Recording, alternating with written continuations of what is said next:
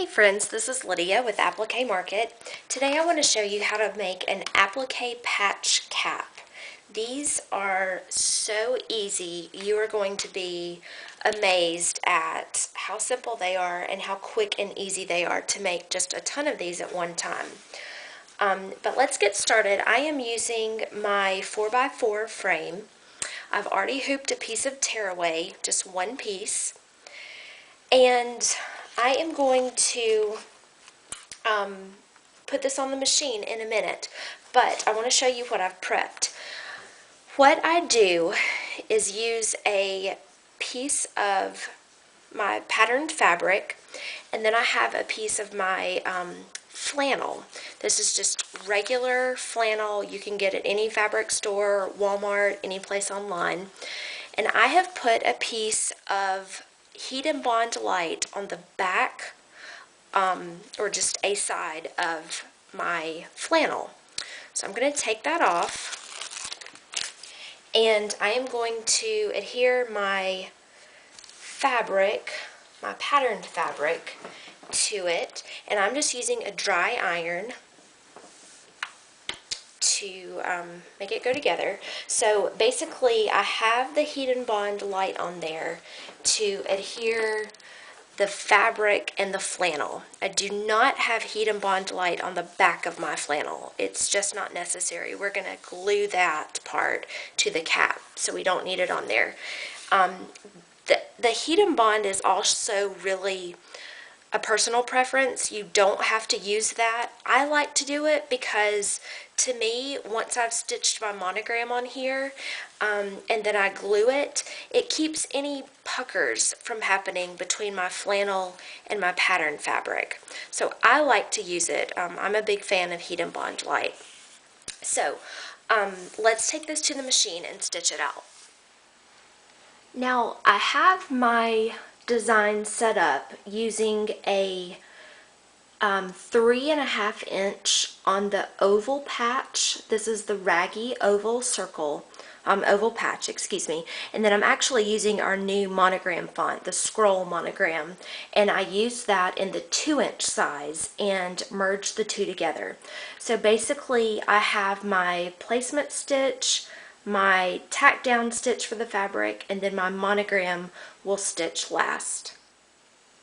Now I've got my hoop on the machine and it's ready to stitch, and I'm going to let it stitch the placement stitch first, and it's going to show it in a black. I typically use white for the placement and the tack down, but I just changed it to black so you guys can see it stitching.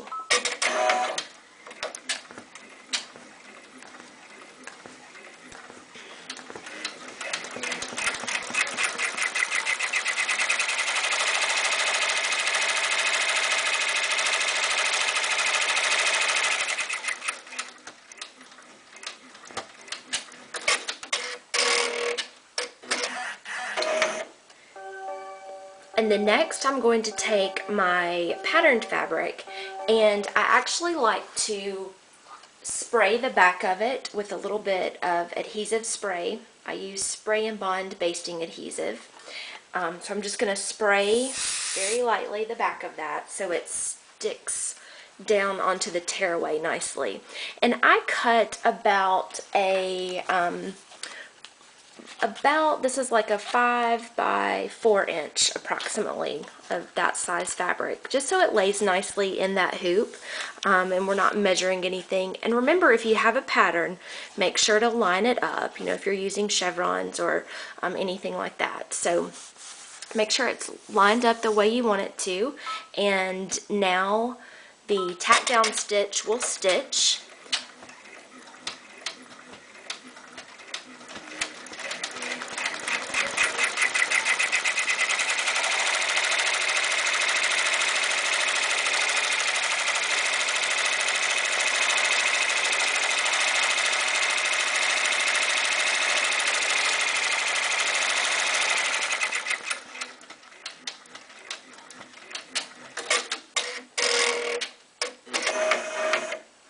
Now typically when you're doing an applique, this is the point where you would take the hoop off of the machine and come in and trim around that tack down stitch.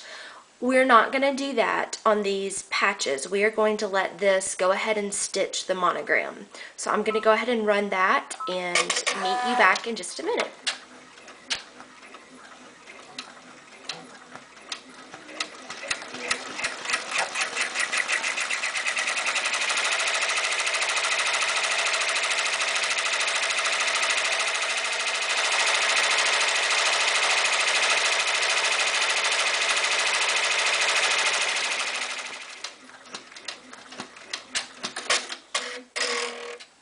Now our monogram has finished stitching, and I'm just going to unhoop it and tear off the tearaway from the back.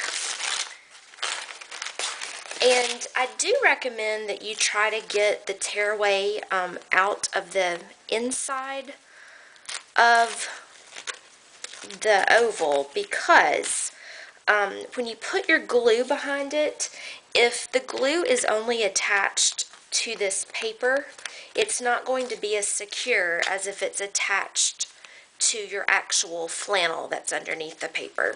So try to get as much off as you can, but it will be okay if you can't get it all to come off. Okay, so now here's what we're going to do. We are going to take our scissors and leaving about, I like to leave about 1/4 of an inch. And I'm just going to cut all the way around, again leaving about 1/4 of an inch border. And always takes me a little bit longer to do this, because I like for it to be fairly even all the way around. But, okay, once we've gotten that, we have our oval with our monogram, okay? So, the whole point of this is to make a raggy patch. So, I'm going to show you how to do that. I actually use the opposite side of my seam ripper. It's just a straight point on there. And I'm going to put a little padding down. But what I do is, let me make sure you can see this. I just kind of run the straight edge along the edge of my fabric where it frays. Let me see if I can get this pretty close for you to see it. See how I've just kind of made it fray where I've scratched the edge of it? So I do that all the way around, and you'll see that it will fray, but because you have the Heat and Bond light on there, it's going to keep it from completely coming apart all the way to this seam that you have stitched. So just go ahead and work that all the way around until you get a pretty good little frayed area. And you know, I've seen some people that they like the looks of it where they have about maybe 1/2 inch of an allowance of fabric and their edges are extremely raggy. This is just the way I do mine. You know, be creative, do your own thing. And, you know, make it yours. If you like the larger allowance, go for it. Again, this is where the creativity comes in, and you just need to do what you think looks best. So, there's always a few little loose threads, and I just, not too close, but I just trim those.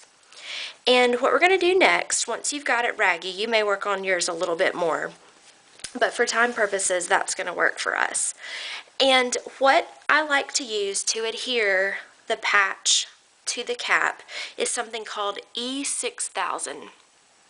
This is, it says an industrial strength adhesive, so try really hard not to get it on your hands. it will come off with water if you go rush to the sink pretty quickly. And also, when you close it up, make sure that you clean this up or it will glue your top down, and then you'll need to get some pliers. So, what I do, and also make sure you're in a really well ventilated area. This stuff is super strong and you don't want to be in a closed up area with it. So what I do is I take my glue and I actually just run it along the stitch line all the way around. And again, make sure you don't get it on your hands or your fingers. And then I don't go all the way to the frayed edge because we want to make sure that still has room to fray a little bit more as the person wears it.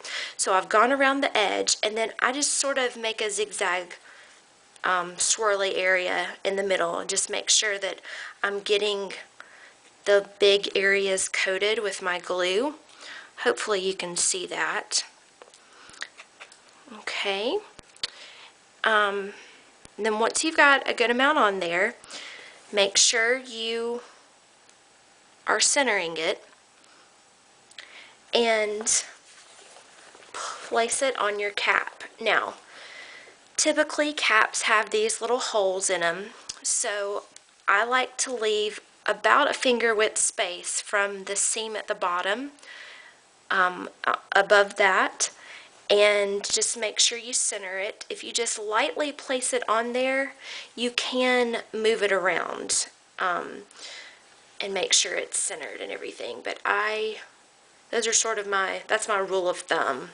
About a finger width above this base seam, and then just flatten it out. Make sure you don't have any wrinkles or any seams. And then lace something, sort of flatten this out so that your patch is as flat as possible on your cap, and lay something heavy on top of it. My pinking shears are really heavy, and so I will let it dry just like this. Very technical method, but it works. And you know, if you have something heavier, a cup, you know, a spray can, anything that will make it lay flat and that applies a decent amount of pressure will work. And I would leave this to dry overnight. Probably I'd recommend about 24 hours to let it dry, because that gives it enough time to get the adhesive scent off of it, that strong smell. And you can also look, if you see any spaces that look like they might need a little extra glue, you can just go in and add that a little bit, but just make sure you don't get it on any other areas of your cap because it will not come off. So there you have it. You have your applique patch cap, and I do not sew mine on. Once E6000 dries, it is not going to come off unless you really, really, really work on it and try to tear it. So hopefully this helped you, and thank you for joining me.